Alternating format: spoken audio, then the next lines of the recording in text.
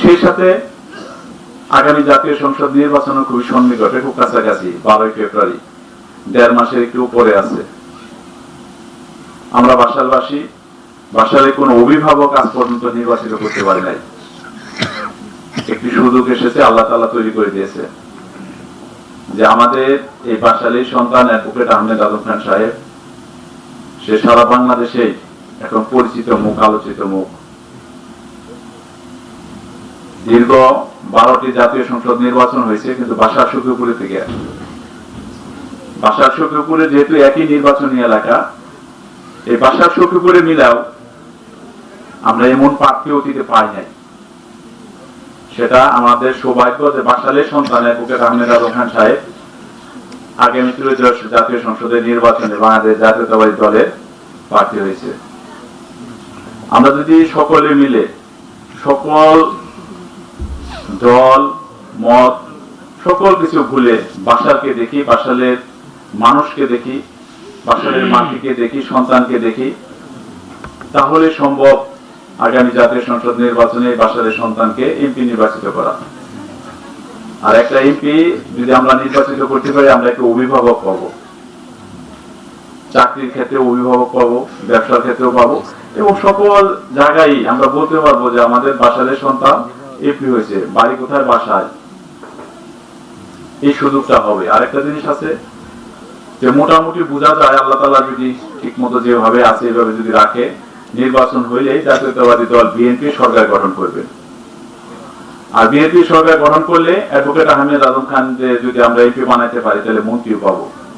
বিগত দিনে আমরা বাসার সখীপুর থেকে আজ পর্যন্ত মন্ত্রী পাইনি, সেটাও সম্ভব হবে।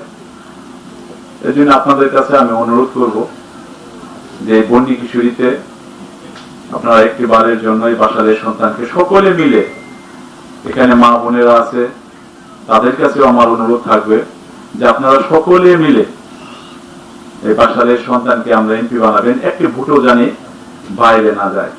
যে 2009 সালে শওকত মোমেন শাহজাহান এমপি হয়েছিল, সখীপুরের একটা কেন্দ্রে, তার ওই জায়গায় একটা ভোট বাইরে গেছিল, আর সকল ভোটই শওকত মোমেন শাহজাহানকে দিয়েছিল। আমরা বাসালবাসী কি এরকম করতে পারি না যে বাসাল উপজেলা যে কয়টা কেন্দ্র আছে, যে ভোট আর বাইরে দেবো না, সকলেই বাসালের সন্তানকে দেব। আমরা একটা কম্বলের লোভ করবো না, টাকার লোভ করবো না।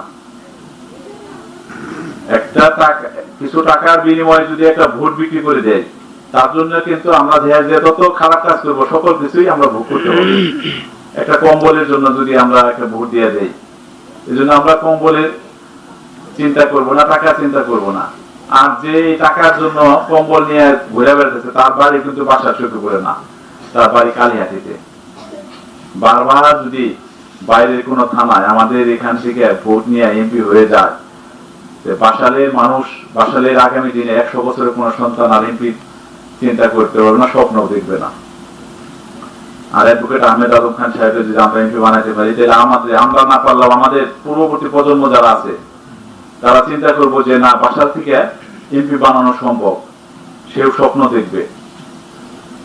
এই বন্যী কিশোরীর কোনো সন্তান এমপি হতে পারে, এক সময় সেই সুযোগ আসবে। যে আপনাদের কাছে আমি কথা বাড়াবো না, প্রধান বক্তা এখানে বসে রাখছে, এই জন্য আমি তাকে বসে কথা বলছি। এই জন্য আপনাদের সকলের কাছে ক্ষমা চাই, যেহেতু আজকে এই অনুষ্ঠান শুধু বক্তা, প্রধান বক্তা এবং দ্বিতীয় বক্তা আলোচনা শোনার জন্য আপনারা এখানে এসেছেন। আমি আমার কথাবার্তায় ভুল ত্রুটি হয়ে থাকলে আপনাদের সকলের কাছে ক্ষমা চাই। সেই সাথে অ্যাডভোকেট আহমেদ আদম খান সাহেবের জন্য ভোট চেয়ে আমি আমার কথা শেষ করছি। সকলকে ধন্যবাদ। আসসালামু আলাইকুম।